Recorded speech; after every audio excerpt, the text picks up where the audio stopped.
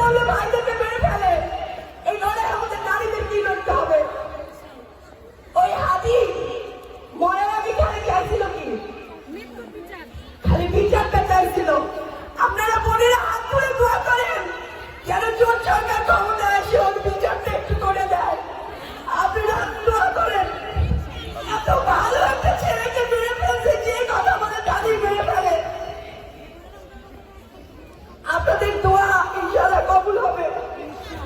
গোলামি না আজাদি, গোলামি না আজাদি। আজাদির লড়াই আমরা নারীরাই লড়বো ইনশাআল্লাহ। এবং আমরা এই জোট সরকারকে ক্ষমতা দিব এবং আমরা এই সন্ত্রাসীদের হাত আমরা প্রতিহত করব।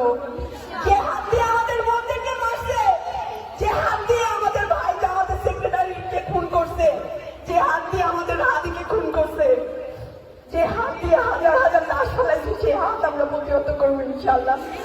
আল্লাহ আমাকে সুযোগ দিতে আপনাদের সামনে কথা বলার জন্য। আপনারা কথাগুলো মনোযোগ দিয়ে শুনেন এবং অন্তরে নিয়ে। এখন দেশটা পরিবর্তনের সময়।